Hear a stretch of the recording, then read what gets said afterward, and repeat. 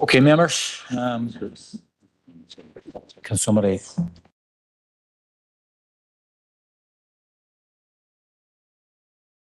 Okay, members, is anybody muted? Can?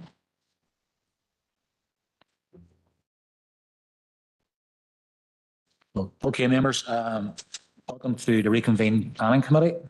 You're hereby summoned to attend the Reconvened monthly meeting of the Planning Committee, which will be held as a hybrid social distance meeting to be conducted remotely via WebEx and also physically in the Council Chamber, the Guildhall, on Wednesday, the 9th of November at 2 p.m.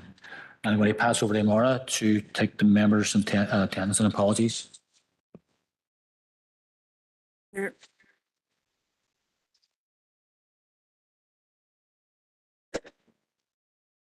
Alderman Derek Hussey. Right. Alderman Keith Kerrigan. Right. I've just been told both of them are going to be late, so I'll just mark them in when they come in. Alderman Neary McMorris. Alderman McMorris.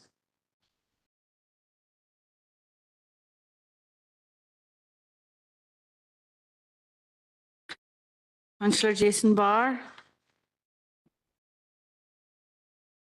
Councillor Jason Barr. No. Councillor John Boyle. Here. Okay. Councillor Sean Fleming. And Sean. Thank you. Councillor Paul Gallagher.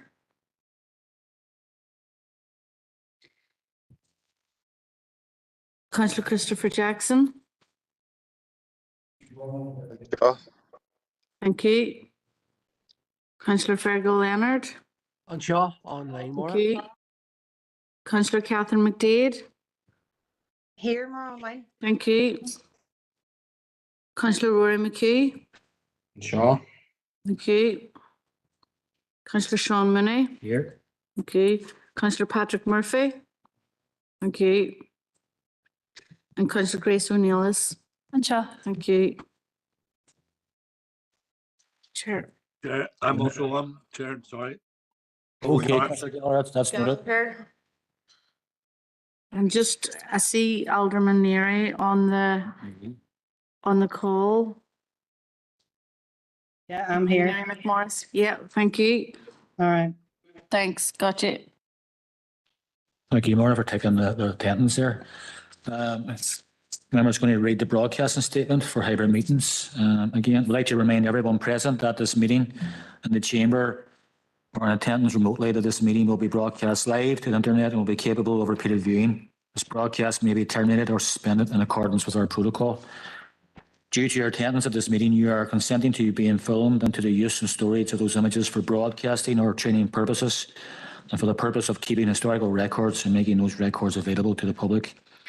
Members and approved speakers are reminded to only have their mics and cameras on while speaking at the meeting and to use the chat facility to highlight a request to speak. A copy of the council privacy notice may be found on the council website. Members, if you have any declarations of interest, you can obviously come forward now or say currently during the currents of the meeting. So members, I'm going to press on now and I'm going to pick up where we left off yesterday, and that is at item 11.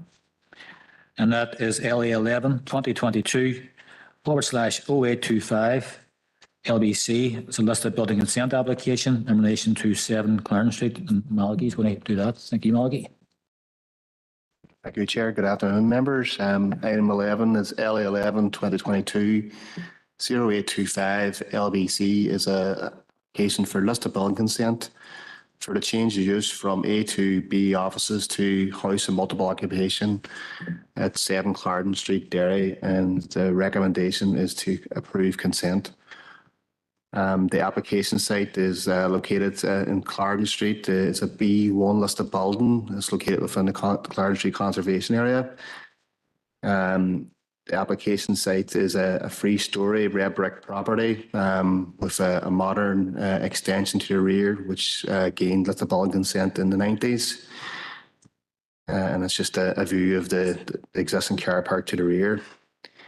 The property itself, as you can see in the plans here, has a modern extension to the rear. The alterations are mainly internal alterations to the floor plan. We've consulted Historic Environment Division during the process of the application, and there were some minor amendments made to the internal partitions that HED sought amendments on, and these have been submitted and considered by HED. The policy context is set out in the SPPS, the Dairy Area Plan, and PPS 6. As I say, Historic Environment Division were consulted on the grounds that that is a B1 listed building, both in relation to the change of use and also to the minor internal alterations. All alterations have been considered acceptable. The change of use has been considered acceptable, and HED returned a positive response.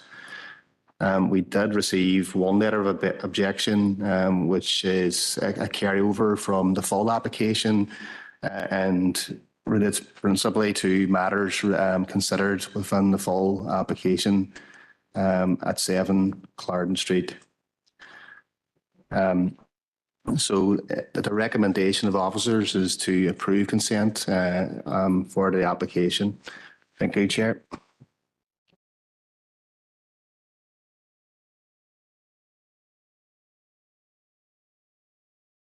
Thank you, Melanie. We have one speaker here, Mr. Kerr. Mr. Kerr, do you want to take the seat at the end there, just in case there's any questions, or have you a presentation from members? Just there, yeah. Thank you, Mr. Kerr.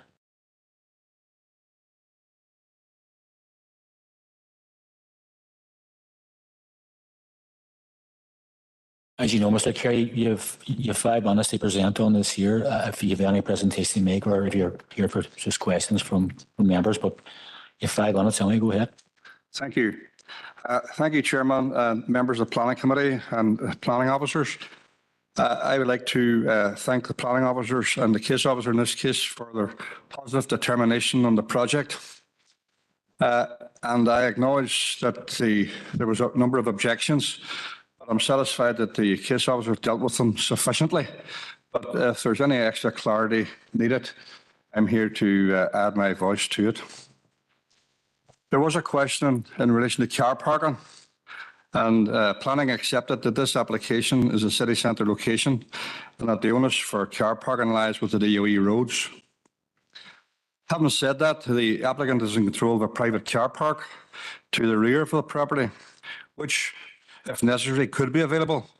But that property used to be the old Clarendon Dance Hall before my time. But more recently, it was developed for the Globe Theatre Group. So I'm sure we could put it to better use than car parking. Yesterday, Patrick Durkin, who spoke on behalf of the applicant, was asked by Councillor Jackson to comment on commitment by the university. This application was submitted in August 2022. 64 weeks ago. It was advertised in the press in September. The university couldn't commit to this scheme because the applicant couldn't commit the time frame with the university. But just last night, Cullen Property Services, who are liaising on the client's behalf with the University of Ulster, has submitted licensed applications to the team in Belfast for number 7. And with your approval, I could be instructing them similarly this evening. Yesterday, Councillor McNeilis asked the question if the rooms were all single rooms, and primarily they are, Councillor Neelis.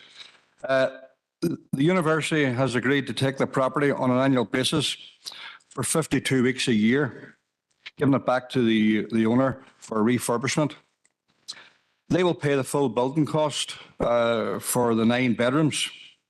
But prior to submitting the application, the client, myself, Cullen Property Services, met with the university representatives and the HMO licensing team and reviewed the design of the building. It was identified to us then by, once we made the planning application, HMO, or sorry, the Historic Monuments Building Team advised that there was unauthorised work carried out by previous owners. So we undertook with the Historic Monuments Design team to remove the offending work. And that's why some of the rooms are larger, especially to the front, first and second floor. The university has says that that would suit their purpose because their intention would be that they would have students on a similar course at a similar level occupying each property, and that the larger rooms would be ideal for group discussions, group projects in a what they call soft seat study area. That's all I have to say, and I'm here to answer any questions. Thank you. Thank you, Mr. Kerr. Members of any, Councillor Nunes, yeah, go ahead. Thanks for that. Just can I ask there, just go back to the part you said about the car park. Did you say that it could be put to better use, as in it isn't going to be used as a car park, or that there might be other plans for it? I didn't really understand what you said there. Go ahead, Mr. Kerr. The applicant has no plans for it at this moment. We simply identified it to planning that we had 10 parking spaces should that become an issue. Some of the objections were complaining about car parking, and I support the planning office in as much as DOE are responsible for city centre car parking, and it's not on this applicant to provide that, but if necessary, he could. But I think, as personally, it would be a waste of space where it could be used for much more beneficial use in the future under another application. But there's no application, there's no consideration for use of it at this time other than a car park. Thank you. Thank you. Any follow-up, Councillor Nunes? No. Councillor Boyle? Thanks, Eddie. You mentioned the offending wall. I'm assuming then that I know these rooms, I know the size of them, as I said yesterday. Sorry, can you not hear me, Eddie? It's unusual. I know the size of the rooms in these houses. They're big, and I'm guessing that the offending wall was a stud wall, basically, that was removed. Sorry, John, I'm having bother hearing you. I'll speak later. So you mentioned the offending wall. You hear me all right now, Eddie? Good. You mentioned the offending wall. I know this is what I'm saying. The rooms in these buildings are big. They're very large rooms. I'm guessing that the offending wall that was taken down was a stud wall that was basically separating that room into two rooms. Would that be right? Yeah. That's correct, John. Yeah.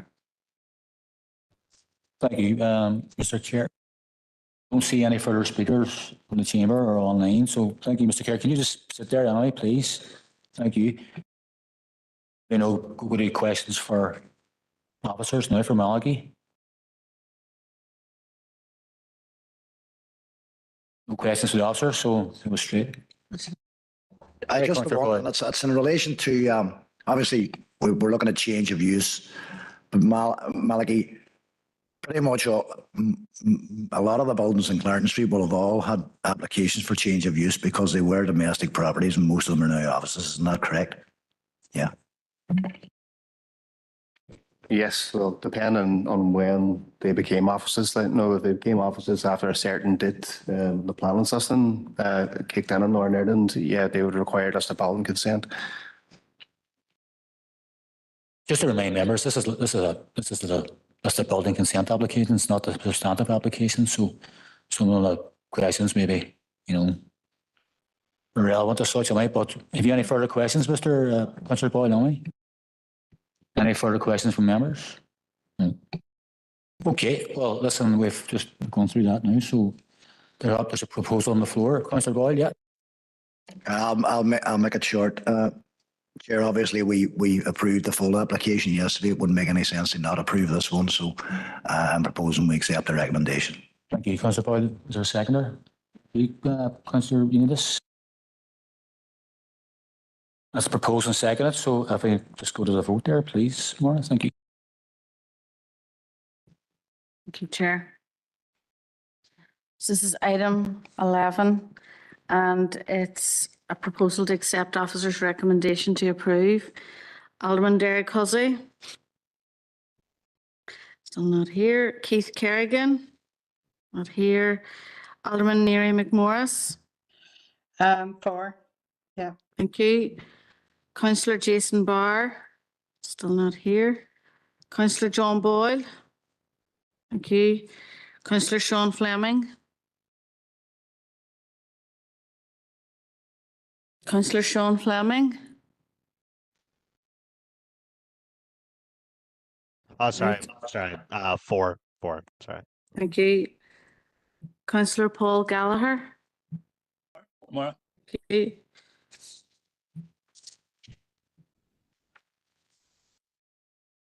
Councillor Christopher Jackson. Four more. Thank you. Councillor Fergal Leonard. Four. Thank you. Councillor Catherine McDade. 4. Thank you. Councillor Rory McHugh. 4. Thank you. Councillor Sean Mooney. 4. Thank you. Councillor Patrick Murphy. Thank you. And Councillor Grace O'Neillis. Thank you. That's unanimous. Thank you, Maura. That's unanimous, members. We're going to move on now to the next application, which is linked to the previous ones. It is agenda item number 12, LA 11, 2022-0798F. That's change of use to HMO number 9 Clarendon Street, and Malgi is to take that application. Thank you, Malgi. Thank you, Chair. Item 12, LA 11, 2022-0798F is a full application for the change of use from A2B offices to house and multiple occupation with 9 bedrooms located at 9 Clarendon Street, Derry, and the recommendation is to approve. The application site is located within the Clarendon Street area.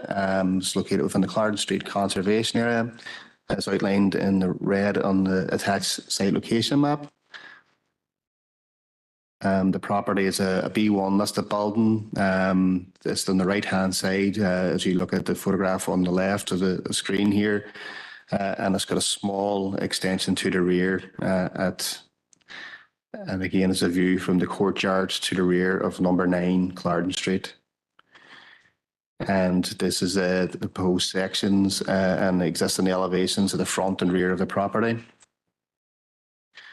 And the proposed floor plans will show the proposed layout of the layout of the HMO, including shared living areas and kitchen areas at ground floor level, bedrooms at first, second, and third floor level. The policy context is set out in the SPPS in terms of character, the Derry area plan in terms of parking, PPS free, PPS 6 in relation to the site's location within the conservation area, and the Clarendon Street Conservation Area Guide is also a supplementary planning guidance relevant to this area. We've consulted a number of bodies in relation to the application, including NA Water, who have indicated network capacity issues, DFA Roads, who've indicated that given the location of the site, car parking is not a requirement, and have indicated to what it would be if it was a requirement, i.e. if it was outside the zone. Environmental Health have no objections, subject to standard informatives written to HMOs. DFA Rivers indicated part of the site was within the 1 and 200 coastal floodplain. And Historic Environment Division have been consulted on the accompanying listed building application and have no objections. We have received 15 objections from 5 addresses. The issues are summarised below and have been dealt with in detail in the case officer report to include neighbour notification, the requirement for listed building consent at a separate property within the area, character, car parking, refuge storage, policy requirements in relation to SPPS and Derry area plan, Clarendon Street Conservation Area, the maintenance of HMO properties, antisocial behaviour related to the proposed use, and some comments relating to HMO legislation. Officers have considered the 2 main issues when considering HMOs are impact on character and parking provision. In terms of impact on character, Clarendon Street is located within an area defined as office development of the Derry area plan. As explained for number 7, this is a proposal and not a zoning. therefore does not preclude other types of uses within the street, but rather encourages office development. There's one other HMO approved at 20 Clarendon Street, and as well as the application previously considered at number 7, there's another application under consideration at number 15 Clarendon Street. There's a number of approved flats in Clarendon Street, and there's a variety of other uses, including office, commercial, and retail within close proximity to the area. So there's a fair to say there's a mixture of character within Clarendon Street as it stands. We believe that the addition of one HMO will not have an adverse impact on the character of the area. In terms of parking provision, policy TR5 of the area plan is the relevant policy consideration. This policy sets out a number of zones in relation to parking. Zone A is relevant to the commercial core. The site is located within the commercial core. If your site's located within Zone A, there is no requirement to provide any operational parking. Therefore, the officers are satisfied that, as the proposal stands, that there's no requirement to provide additional parking for the proposal. We have noted that the applicant has indicated there is some parking available to the rear of number 7 and number 9. Clarendon Street, and if utilised, there's up to 5 parking spaces for the occupiers of number 9 Clarendon Street to use. Officers are satisfied that the layout of the property.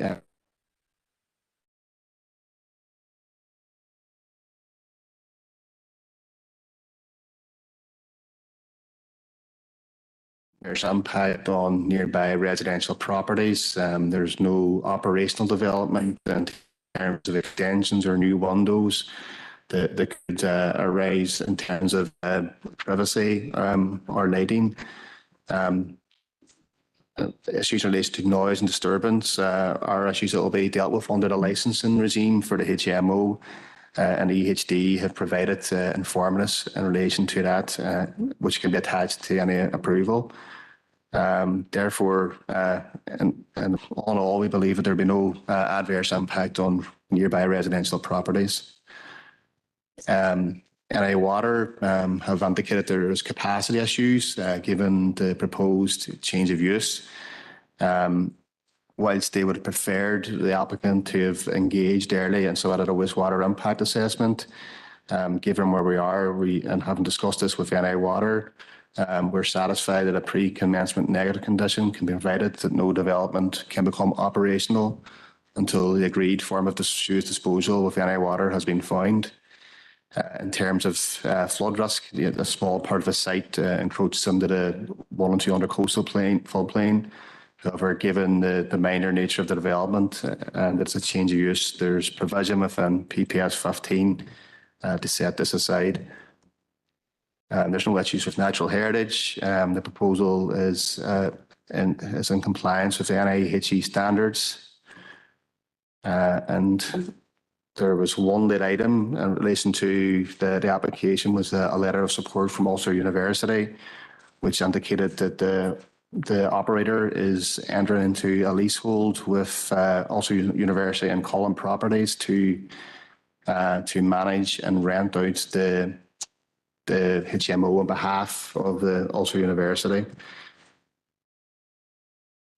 So on balance, and having considered all material considerations, including current planning policy, third-party representations, consultation responses, officers are of the opinion that a recommendation to approve. Thank you, Chair. Thank you, Malachy. And we have Mr. Kerr again, who's the agent on this application from linked application in relation to number 7 Clarendon Street. So, Mr. Kerr, you have 5 minutes, as you know. Go ahead now. Thank you. Thank you very much. Chair, what I'm going to say is more or less a repeat of what was said yesterday. Prior to the applicant making an application, we consulted with the University of Ulster. as a potential end user in partnership with Cullen Property Services. They advise that the numbers for 2023-24, we're looking at a 9% or 7% increase in primarily in international students. And another year of the medical school had been awarded to McGee. The change in nature of the courses at Ulster University have to stop calling it McGee. And seen a considerable intake in a number of international students, which meant that the greater number of students were looking to seek accommodation rather than living at home or commuting to the campus. A report on demand for university accommodation indicated that there's now a need for an additional 500 to 700 student beds in Derry. We consulted with HMO office in Belfast, and we consulted with the administration office here at Ulster University, and we discussed specification, quality of finish, and the standards of materials, size of rooms, and the level of accommodation required. And I can confirm that it is the applicant's proposal to complete this to the highest standard once we've got approval. Other schemes that the client has meet all statutory health and safety requirements. And this scheme, like others, will be managed in conjunction with Cullen Property Services and the University of Ulster. And they will operate under the university's Community Safety Warden Scheme. Because the students are at the university and it's controlled by university, there'll be no nonsense and there'll be no acceptance. And the students are made aware of that at each opportunity. This building will be refurbished and corrected in accordance with guidance from Historic Monuments and Buildings Branch and put back to the way it was probably when the Doherty family had it quite a few years ago. The earlier work, which was unauthorised, has been corrected and been taken down, and the large rooms are put back the way Historic Monuments wanted them. That's all I have to say on the matter. Thank you, Mr. Chair. I'm going to pass over to members now. If there's any questions? No questions, Mr. Chair. You want to just take a seat there or maybe go back to the public gallery if you wish? No, I think you're probably better sitting there just in case you have another application coming there. So if you want to just remain where you are. There we are. Can I pass to questions to the officer? Any members? Questions for Malachy? No. Okay, members, there's no questions for the officer, so I'm going to go to the floor again. Councillor Boyle, yep. Thanks, Chair. Thanks, Mulligan. Thanks, Eddie. Well, Chair, obviously, I mean, we've heard the full story now in relation to the previous application, and this is basically the same story. I think it's very encouraging, actually, that the university are so proactive in terms of trying to find appropriate and for accommodation for their students.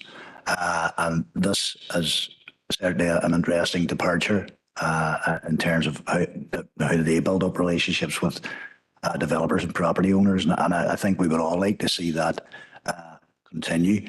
I don't know what type of students will be in there. I'm suspecting it might be students from the medical sciences, the medical and health sciences department. Most of those are actually mature students because it's a postgraduate degree they're studying. So look, Chair, not to overdo it, but I'm going to recommend that we approve the officer recommendation. Thank you, Councillor Boyle. Do we have a seconder for that proposal? Thank you, Councillor Nenis. That's been proposed and seconded, members. And Maura, can we go to the vote there? Thank you. Thanks, Chair. Item 12, members. And the proposal is to accept officer's recommendation. Alderman Derek Hussey isn't here. Alderman Keith Kerrigan, just checking. Sometimes he slips in. Alderman Neary McMorris. Alderman McMorris. Four. Online? 4, thank you. Councillor Jason Barr? Not here. Councillor John Boyle? Or, Thank you. Councillor Sean Fleming? Ta, Mora. Thank you. Councillor Paul Gallagher? 4, Mora. Thanks. Councillor Christopher Jackson? Councillor Jackson? Hi, Mora. 4. Thank you. Councillor Fergal Leonard? Ta, 4, Mora. Thanks. Councillor Catherine McDade? Four. Thanks. Councillor Rory McHugh? An hour, 4. Thanks. Councillor Sean Mooney? for, Thanks. Councillor Patrick Murphy? Thanks. And Councillor Grace O'Neill. Thank you. It's unanimous, Chair. Thank you, Maura. We'll press on now to the next linked application, number 13, LA 11 2022 0797. That's the listed building consent application in relation to the previous one. That's Melody, thank you.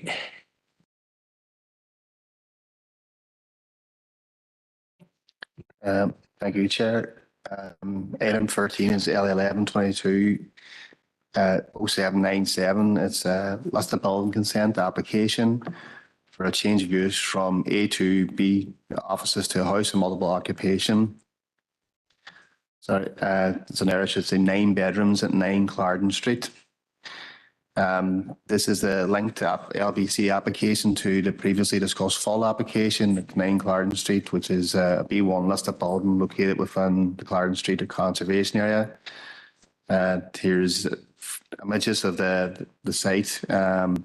3-story red brick building with an extension to the rear. And as previously shown, the rear and front elevation and section and side elevation of the property. There's some minor alterations to internal alterations which require listed building consent, and the change of use requires listed building consent also. So the relevant policy is set out within the SPPS, the Dairy Area Plan and PPS 6. We have consulted the Historic Environment Division. They've considered the impacts of the proposal on the listed building on the basis of the information provided. They are content. There was some amendments required during the application, including a more detailed design and access statement and plans and sections to indicate the location of some detailing within the property, including ceiling cornicing. The agent addressed these issues during the process of the application, and HED have returned a positive response and recommend approval subject to condition. There was one letter of objection which was copied over from the full application and is considered in the case officer's report. Therefore, having considered all material considerations, including the consultation response, the third-party representations, and the policy requirements of PPS 6, SPPS, and the Dairy Area Plan, officers are recommending approval for this listed building consent. Thank you, Chair. Thank you, Melody. Members, Mr. Kerr is here to deal with any matters on that. I don't know, Mr. Kerr, if you wish to present to the committee on it, or if you wish to endorse your remarks before, but obviously it's up to you. But you have 5 minutes, as you know. Thank you very much, Chair and Planning Committee. There was no additional external works associated with this scheme, and whilst there was minor internal alterations to satisfy design criteria, through the Planning Office, we liaise with representatives from the Historic Monuments Department. Sorry, I forget his name. And all details were agreed and are reflected in the drawing. We've provided all the relevant architectural audits to record all the architectural features in the building, and they were satisfied with that, and they've come back and approved it. Thank you very much. Okay, Mr. Kerr. Any questions for Mr. Kerr from members? No. Okay, we'll move over to questions for first. Any questions for Malachy? Okay, members. Thank you, Councillor Boyle. Yep, go ahead. Just to propose it, Chair, that we accept the officer recommendation. Thank you. Any, you can second it. Councillor Jackson, thank you for that there. Okay, that's been proposed by Councillor Boyle and seconded by Councillor Jackson. Maureen, do you want to take that to the vote there, please? Thank you.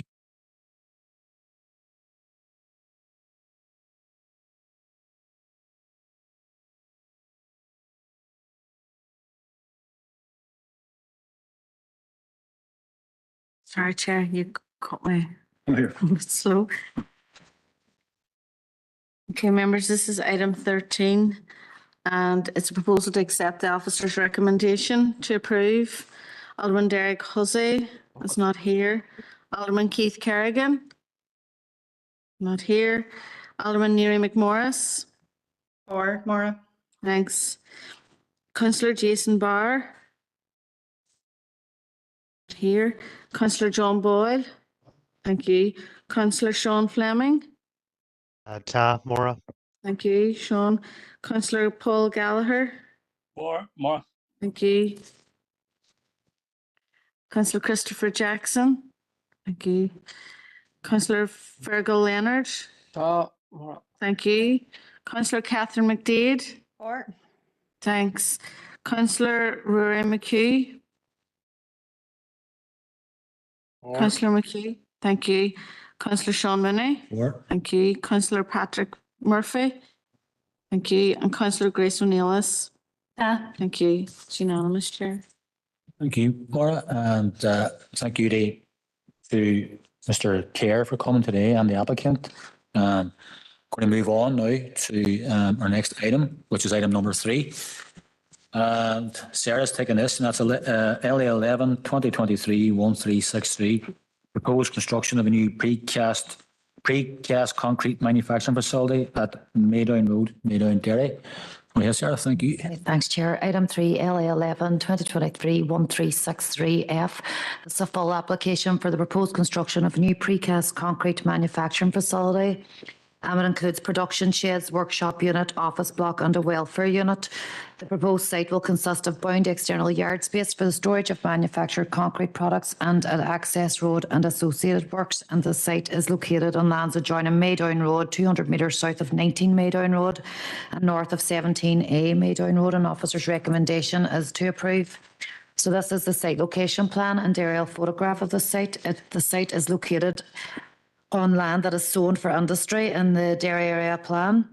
Lissahally Industrial Estate is located west of the site. River Ridge Recycling is further north of the site, and there's 2 residential properties to the south. So this is just a few photographs. They're also in your packs, but showing what the application site currently is like. So that is an existing area of hard standing, which is adjacent to the site, and that's indicated in blue in the site location plan. And this is a photograph showing the site frontage and the access position on Maydown Road.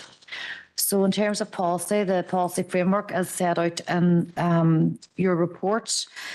None of the consultees have had any objections to the proposal. And again, this is all set out in detail in your report. So this plan just shows you the layout of the proposed development, which includes a large manufacturing shed, 2 production units, a workshop, office and welfare units. And it consists of external yard space for the storage of the manufactured concrete products. The supporting information received in the application advises that the applicant, Ardmore Precast Concrete, are seeking to move their existing operations from Ardmore to the proposed site, and the aim is to increase productivity and the manufacturing output while bringing them closer to the road network and to Foyle Port. So this is just an elevation showing you the manufacturing shed and elevations and floor plans. And this is the largest building on the site. It's about 13.6 metres in height to the highest part of the roof and 75 metres in length. There will also be an 11-metre high silo and a 7-metre hopper with a concrete ramp located under the gable of the building. Finishes of the buildings on the site includes grey Kingspan panelling and roof lights to the roof. Internally, there will be a pre-stressed bed and roller shutter doors on each of the gables elevations of the building. And there's also in this building 4 small pedestrian doors proposed onto the sides of the building. So this is just to show you the workshop floor plans and elevations. This is 5 metres in height and finished in concrete block walls with green vertical sheet cladding. There is also 2 production sheds which are of similar design, scale and massing, and a small porta cabin for kitchen and welfare facilities, and the full details are within your report. Again, just as to show you the landscaping plan. And in terms of policy, the site is located on land proposed for industry in zoning IND 6 Maydown. So therefore, the principle of development is acceptable. The proposal has been assessed against all the criteria of PED 9 of PPS 4. The scale, design, layout are acceptable on these zoned lands. Landscaping is provided to the rear of the visibility space, which will assist screening of the development from the road network. Impacts on amenity and nearby residential properties has been considered, and this has been considered also in the layout, in that there's proposed green space adjacent to the boundary with the 2 existing residential properties. Environmental health considered a lighting impact assessment, noise impact assessment, and they've no objection. And a permit will also be required under separate consent. There's no impacts on designated sites or natural heritage interests, including bats or protected species, and the site is not located in an area of flood risk.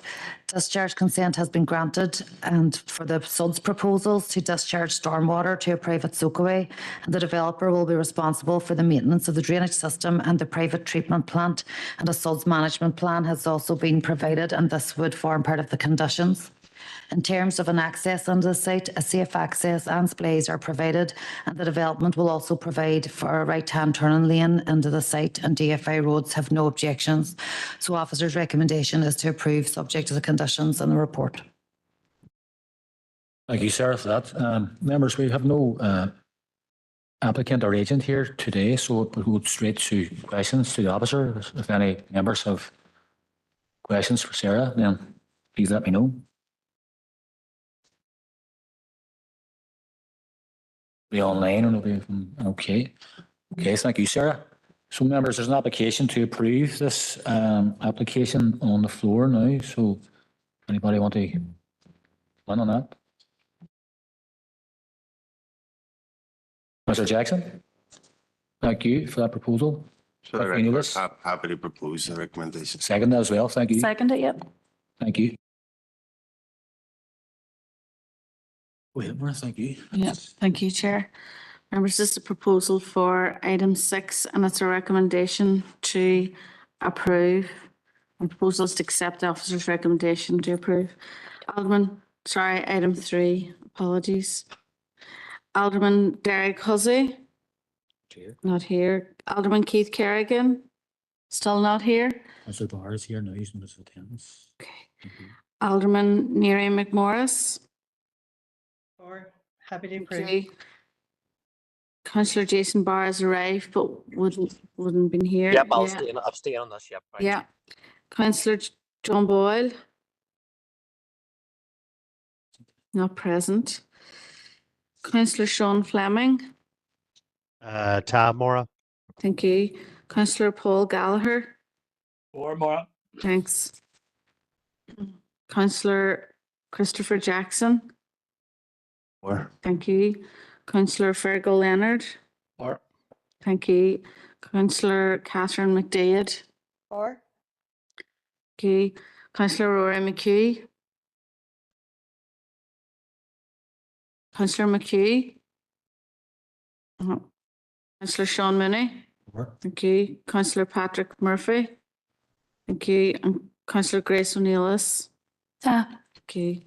So there's 1 abstention and 3, 6, 7, 9, 4.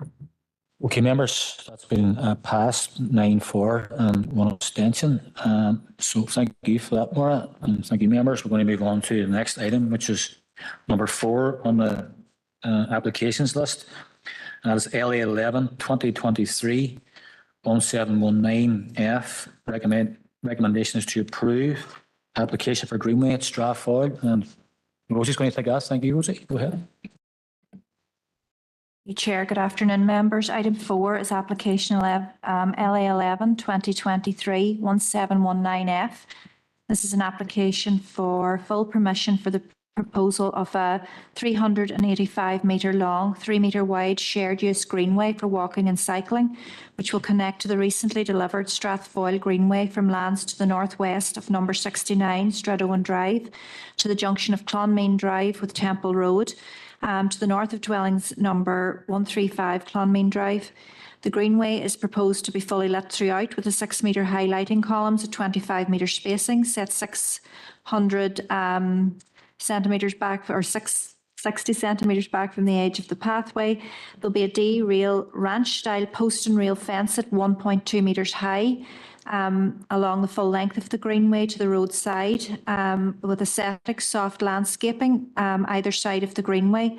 The proposal will support the recently delivered Strathfoyle Greenway, for which planning permission was granted in 2014 under LRA 2012-0430F.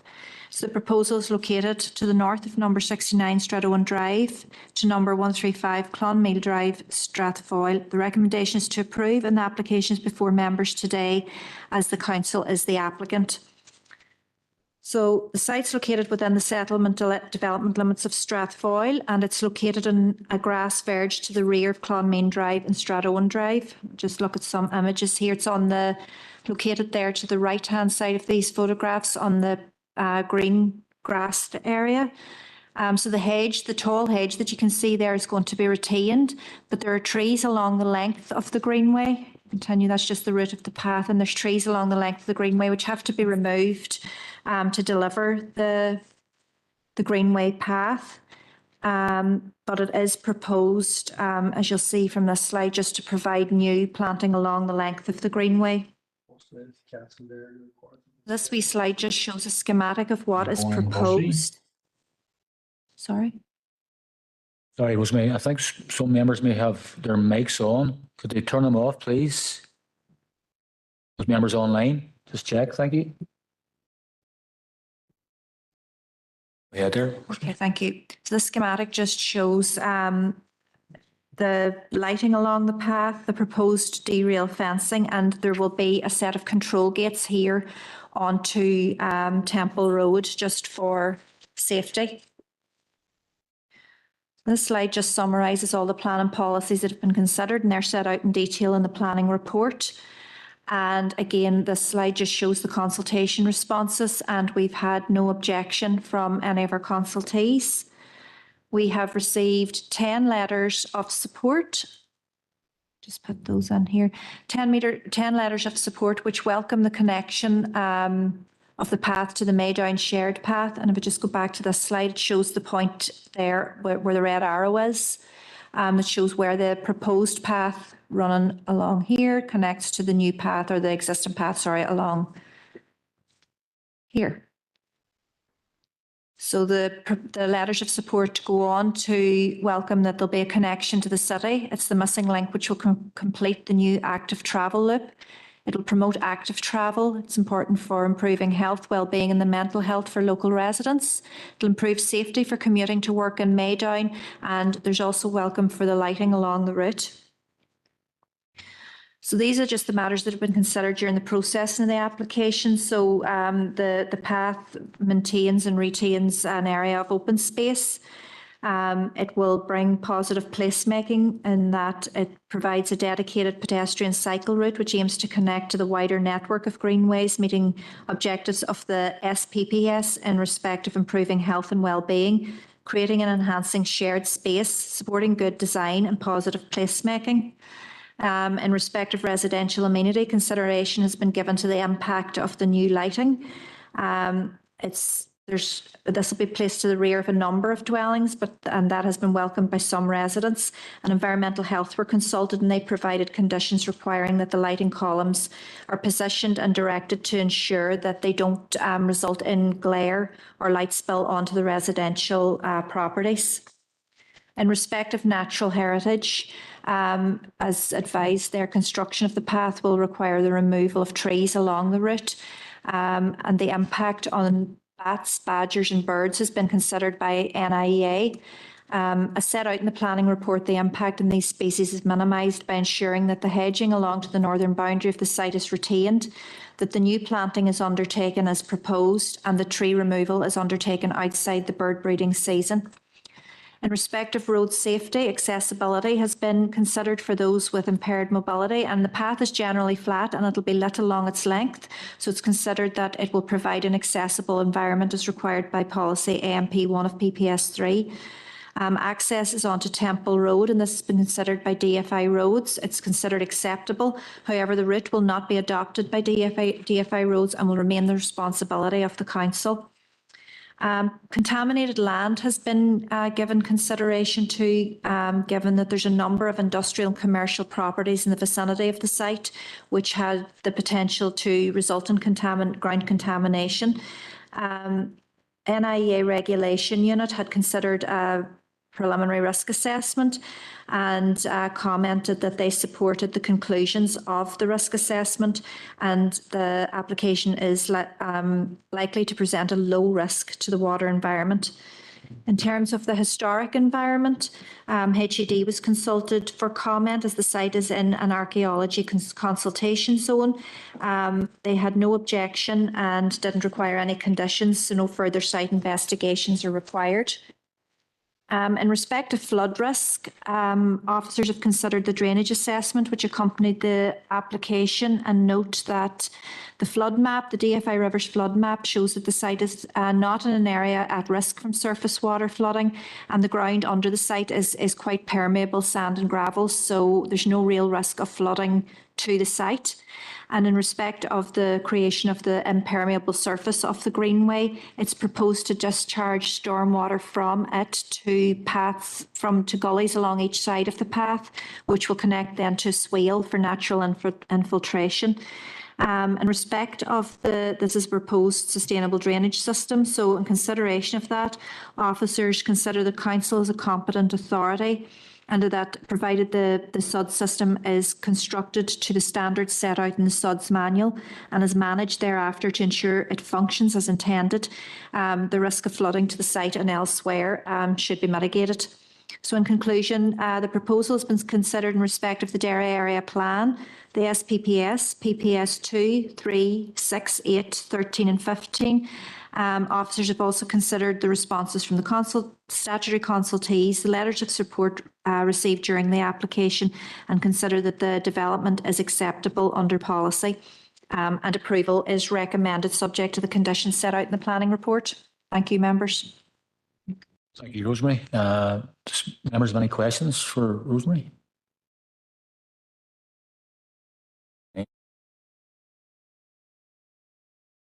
Okay, members will know of that. There's an application for approval for this application. And it's over to you, members. I'm happy to propose it, yep. Thank you, Councillor Eunice. Anybody to second it?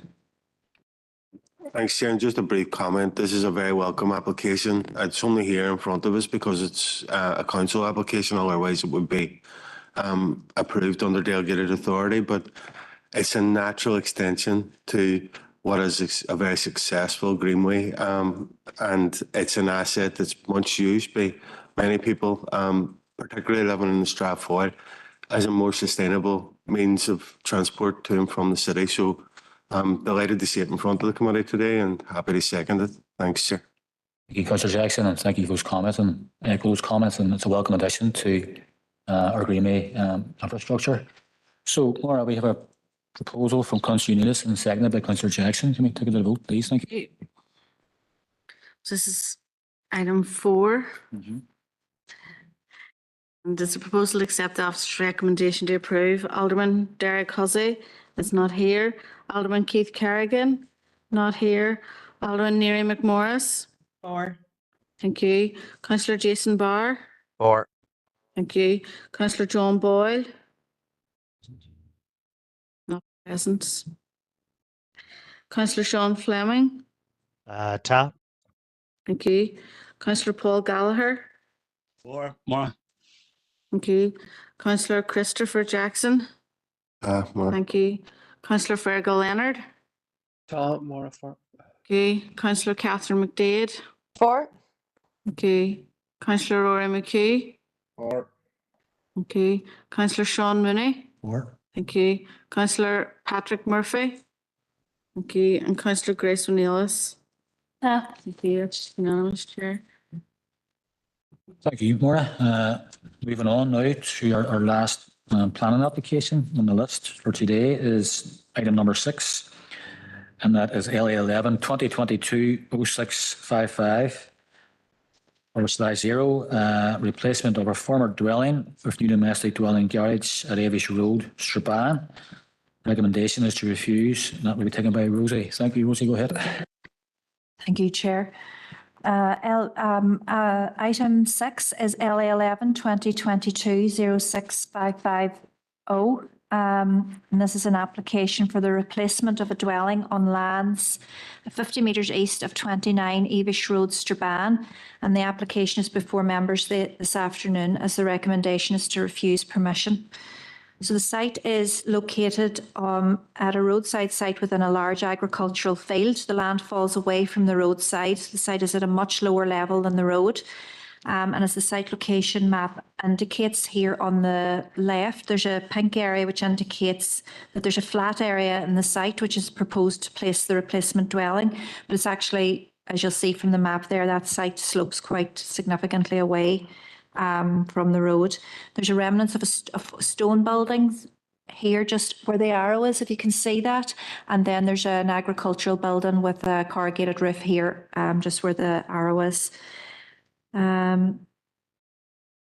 So the site is proposed to be accessed via, new access to the dwelling is proposed, but there is an existing access that runs just where the arrow is here, down to the location where the buildings are and the remnants of the buildings are on site, with the site location or the new dwelling to be placed just where the arrow is there now. So the slide just sets out the policy context, which is detailed in the planning report. And we've consulted with a number of consultees, and again, as detailed in the report, there are no objections from the consultees, and we've had no representations. So policy CTY3 of PPS 21 provides policy in respect of replacement dwellings, and that policy requires that the building to be replaced exhibits the essential characteristics of a dwelling. And as a minimum, all external structural walls are substantially intact. And the policy goes on to specify that buildings designed and used for agricultural purposes will not be eligible for replacement. So there are two buildings on the site. This one, just you can see it here in the corner with the roof on it, is in use currently for agricultural purposes. It's used to house animals. In respect of the other building then on site, there's just the wall steads remaining, the roof is gone. So in respect of this building, there's no fireplace indicated internally on either gable. And it appears that there's two door openings with, if I go to this next slide, these very small openings on the rear wall. So they're not, these windows and door openings wouldn't be of a domestic scale or pattern. So in this respect, officers conclude that the building doesn't exhibit the essential characteristics of a dwelling, and there's no evidence that it was previously used as a dwelling. The agent was afforded the opportunity to demonstrate that the building was used as a dwelling, but no further information was submitted in that respect. Go on to this slide. There is what appears to be on the gable of this, on the external gable of this old building, there does appear to be the remnants of a chimney. So there may at one time have been a dwelling here, but what policy requires is for a building to be eligible for replacement under this policy. At a minimum, all external structural walls should be substantially intact, and this is clearly not the case here. So officers conclude there's actually no residential dwelling on the site to be replaced. On the site location map, and it's indicated where the proposed replacement dwelling would be located. So it's about 50 metres north of the old buildings that remain on the site.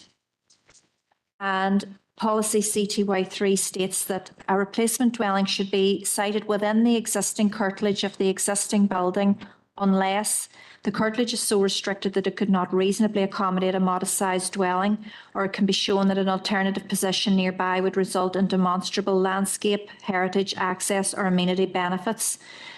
So the site that is proposed to place the replacement dwelling on is clearly outside the curtilage of the existing building group, which is defined on the site location map in this location. So the preferred site does allow separation from the existing agricultural building group, and it allows these buildings to be retained. So officers are satisfied that the existing building curtilage, whilst it is restricted, so that an alternative site would be acceptable, but as proposed, it's perhaps a bit too far north, but there would be scope within the red line to amend that siting and bring it closer to the existing building group. Design, the visual impact and integration of the dwelling have to be considered in line with CTY 13 and 14 of PPS 21, as well as CTY 3, and in respect of policy NH6 of PPS 2, because the site is located in the Sperrin AONB. As this is an outline application, we have no detailed design of the proposed dwelling, but it's evident from the site layout and from the design and access statement that accompanied the application that it's a single-storey dwelling that's proposed. It's also considered that the location of the dwelling and the proposed new access point and driveway would require substantial landscaping. And as the site slopes, there would be a fair degree of cotton fill that would be required to place the new replacement dwelling. The proposed siting, the dwelling and access drive don't provide a suitable degree of enclosure, and the development will not visually integrate into the surrounding landscape.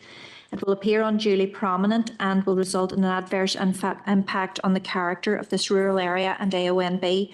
So the proposal is considered to be contrary to policy CTY 3, 13, 14 of PPS 21 and of policy NH6 of PPS 2. As set out in the planning report, consideration has been given to residential amenity, access and parking, and on natural heritage. And the proposal is considered to comply with these policies. In respect of amenity, we just point out there that the site is near wind turbines. Whilst it's likely that any noise from those will be audible, environmental health considered that it won't breach the ETSU requirements on noise limits. So that's considered to be acceptable. So in summary, members, the buildings to be replaced, it's considered to be an agricultural building which does not exhibit the essential characteristics of a dwelling, so is not eligible for replacement under CTY 3. The new dwelling will have a significantly greater visual impact than the existing building. The new dwelling and access will not visually integrate into the surrounding landscape and will result in adversely affecting the character of this rural area, which is contrary to CTY 3, 13, 14 of PPS 21 and policy NH6 of PPS 2. The development does not meet any of the cases outlined in CTY 1 in which a dwelling could be permitted in the countryside, so refusal is recommended subject to the reasons set out in the planning report. Thank you, members. Thank you, Rosie, for the presentation. Members, we don't have an applicant or agent here today in this matter, so I'm just going to go to members. If there's questions, members, any questions for Rosemary, please indicate.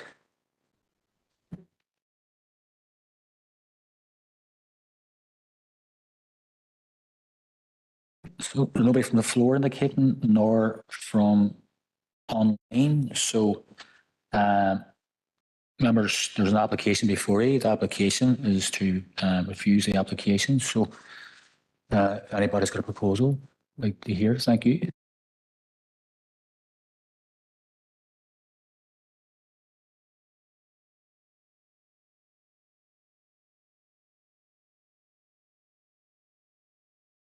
Chair, Councillor Leonard here, if I could come in. Yes, Councillor Leonard, go ahead there.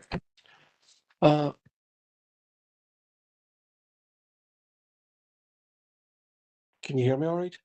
I can, yeah, go ahead there, yeah. Listen, I've listened very carefully to the detailed warden and everything from Rosemary there, but it'll come as no surprise to anybody that I'm very much in favour of trying to support rural communities and do what I can to support housing in rural communities so that people don't have to leave the area. And I'd like to take in the wording of the rural remainder, and in particular applying a less restrictive planning policy. So I propose that would overturn the plan officer's decision to refuse this time to approve it, and the reason being applying that less restrictive policy to give these people an opportunity to build. However, taking into consideration Rosemary's comments there about the actual the location, that it should be located possibly closer to the existing buildings, and also that any if this does is stand for full Sorry, Councillor, application. can I just cut across, and I do apologise. It might be easier if you're going to make that application.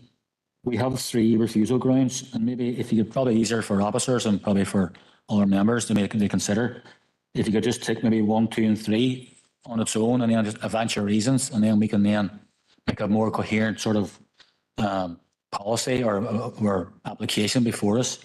It might be better. It might be easier for us just to determine then. So if you could kindly take maybe number 1, then number 2, number 3, and then we can then obviously then, if you have a second, that may be easier. If you don't mind. That's fair enough. That's fair enough, Chair. Yeah, well, CT1 there. It doesn't meet any cases. Well, rural remainder says that you can apply a less restrictive planning policy in the rural area. So I feel that deals with that one. The second one, it doesn't exhibit the essential characteristics of a dwelling. With respect to Rosemary and the rest of the plan officers there, none of us were about at the time, possibly, that this building was built. So we don't know what the layout of homes were like at that time.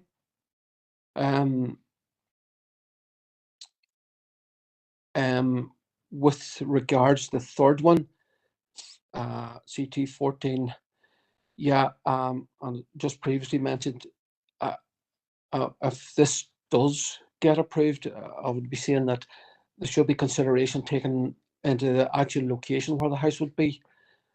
That the proposed site could be removed or could be placed closer to the existing buildings, and any driveway into it should be lined with trees, as was mentioned, to try and reduce the impact.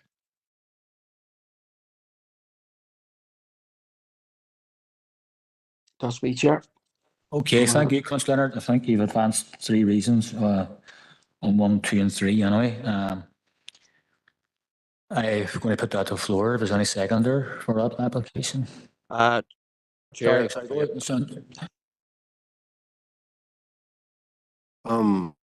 No, well, I've no issue seconded it. But I've listened very carefully to Rosemary's report, and I suppose backing up what Councillor Leonard has said, Rosemary has indicated that there's evidence of some sort that there was residential activity at the site. There's evidence that there was a chimney at one stage, either at the property or attached to the property. I can completely understand from a planner's perspective. It's not clear that there's no clear evidence that there was that this building was in residential use in the past. But the rural remainder, as Councillor Leonard has outlined, does allow planners to apply a less restrictive policy, and the fact that there was a chimney at this property does demonstrate that there was residential activity at some stage at this location. So on that basis, with the policy, the less restrictive policy in the Strabane area plan, I'm more than content to second the proposal that's in front of us. Thanks, Chair. Thank you, Councillor Jackson. Head of Planning has just asked to come on this matter. Just just members, before you continue, I just think it's important to ensure that we're clear about what this rural remainder policy is that we're making an overturn on, and just to be mindful that the current policy in terms of replacement dwelling, it is very clear that, you know, a roof being intact and, you know, there's absolutely no walls here, the sufficient number of walls, that's the test. On terms of the criteria of the policy in front of us, whether it's a planner or not, you know, that's the facts on the policy. So, but I just think we need to clarify what that rural remainder policy we're referring to so that we can be clear. Thanks. Thank you, Maura. So members, based on Maura's clarification there or of that matter, happy to continue with the proposal on the floor in a second. Thank you, members. Okay. We have a proposer to overturn the officer's recommendation.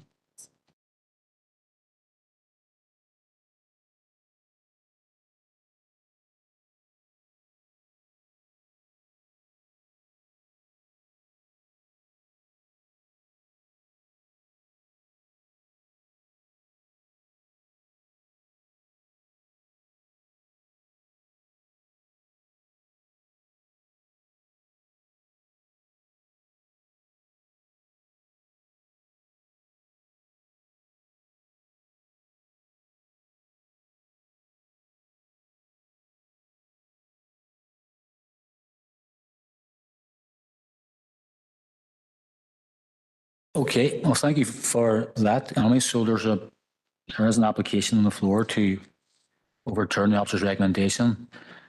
That application was advanced by Councillor Leonard and seconded by Councillor Jackson. So Maura, could you kindly take out the vote, please? Thank you. Members, this is item 6 and it's a proposal not to accept the officer's recommendation. Alderman Derek Hussey is not here. Alderman Keith Kerrigan, not here. Alderman Neary McMorris. Abstain. Councillor Jason Barr. Councillor John Boyle. Abstain. Councillor Sean Fleming. Thank you. Councillor Paul Gallagher. Thank you. Councillor Christopher Jackson. Councillor Fergal Leonard. Thank you.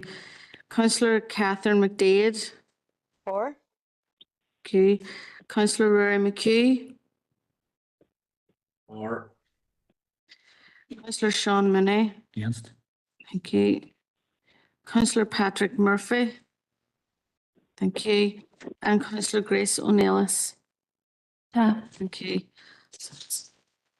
Laura, I think I'll have to abstain because I think I just missed the very start of Rosemary's presentation, and I couldn't just apologies about that, Laura. Thank you for that indication, Councillor Kerrigan. We'll duly note it. So that's 8 for, Chair, 1 against and 3 abstentions. Okay, members, that application has been passed, and that was an application to overturn the officer's recommendation. Thank you, members.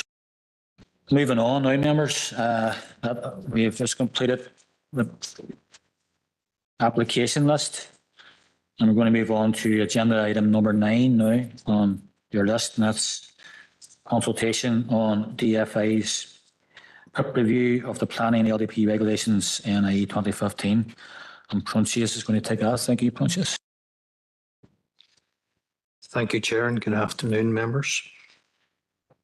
Under agenda item 9, the purpose of this report is to provide a draft response in relation to DFI's preliminary consultation on a review of the planning LDP regulations of 2015. A consultation letter is attached to Appendix 15, and the draft response is attached to Appendix 16. That DFI consultation letter, members, explains the background to this review of the LDP regulations and asks for the council's experiences in operating the LDP regulations since 2015, together with our supporting evidence and any recommendations. Members will be aware that the council has been in the process of preparing its statutory local development plan since the formulation of the new council in 2015. This preparation has been done in accordance with those LDP regulations from 2015. The Northern Ireland Audit Office report and the Public Accounts Committee report on planning in Northern Ireland were both critical of the length of time being taken to prepare the LDPs generally, and this was partially due to the considerable procedural complexity and resultant delays arising from the necessary compliance with those LDP regulations. Consequently, the agreed planning improvement programme has included this review of the planning regulations, and the effort is in order to speed up and streamline the LDP preparation process. Members have been provided with a copy of or a link to the LDP regulations directly. Specifically, the review process considers the requirements in the regulations about the consultation arrangements, the preparation of timetables, the requirement for publicity, and also notification and submission of documentation. The consultation sets out 20 set questions in the form of a questionnaire. Taking it into the above information into account, officers have prepared a draft response from this council, and that is attached at Appendix 16 today, members. In summary, the questionnaire response seeks to significantly reduce the amount of bodies that the council would have to consult. It's currently over 300 bodies. We also suggest that it should reduce the number of consultation occasions to be done.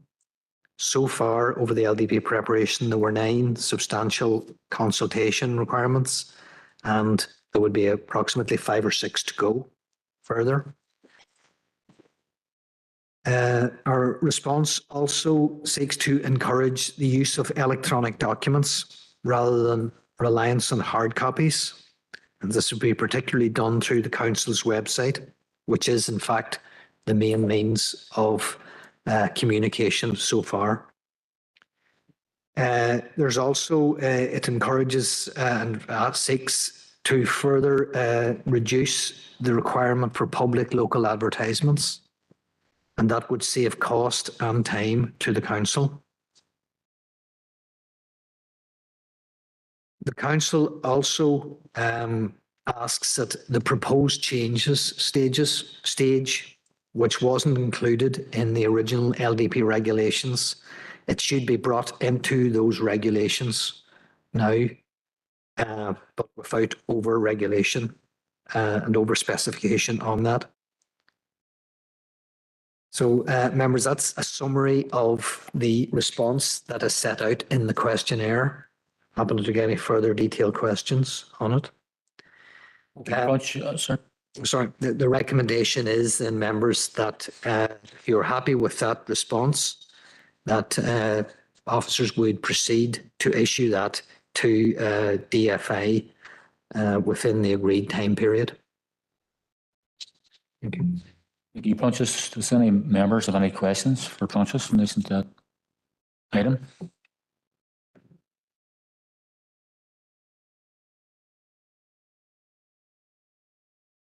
Okay, members, well, I think we'd have to take a vote on this for the issue. Sorry, Councillor Jackson. I don't have a question, just happy to endorse the response. It's an appendix to their report, and just they congratulate the whole team for all the work that's been put in terms of the LDP process. We don't underestimate the amount of effort that's been put into this, and we hopefully will see a positive report coming back in the near future as a result of as we move forward in the process. But we're more than happy to propose the proposals in front of us. Thank you, Councillor Jackson. Councillor Boyd. Thank you. Is there any dissent, members? And we don't have to go to a vote if there's no dissent on this issue, anyway. So I don't see anybody online or anybody in the chamber. So happy to approve that there. Thank you, members. Moving on, members. Next items 10, 11, 12, 13 and 14 are open for information. So we'll take those collectively. And if anybody wishes to address any of the issues there, please let me know. Chair, could I come on, Chair? Yep, go ahead, Councillor Gallagher, go ahead, yep. Just, Chair, just a wonder regarding an update, on the PAC, such around, 2 months ago, I think it was, we discussed the Strabane Athletic going to the PAC, and we wonder, was there any update on that? Thanks, Chair.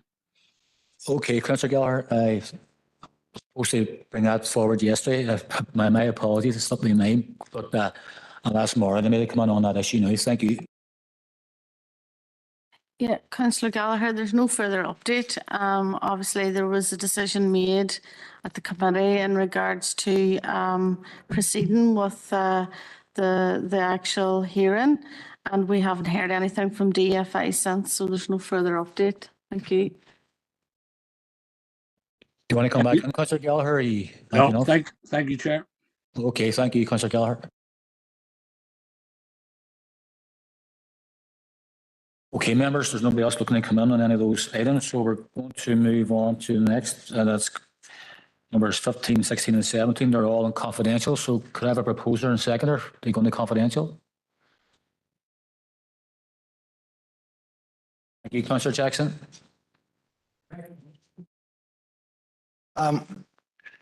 Does 13 need a proposer and seconder? I think it does.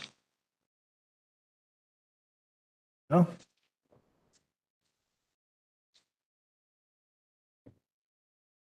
Just an update, Councillor Boyd. Okay.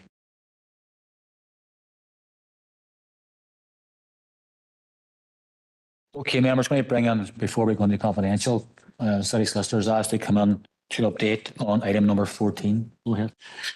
Thank you, Chair. Members, item 14 was an update in relation to a judicial review. Just to advise members, since that report was submitted, we have received correspondence from Mr. Duff in relation to 2 further applications in respect of which he had lodged applications for judicial review, which involve this council.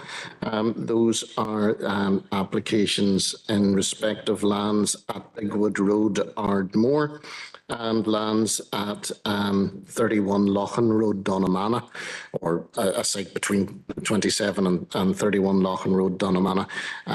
Mr. Duff has withdrawn or has sought leave of the court to withdraw both of those applications for judicial review, members.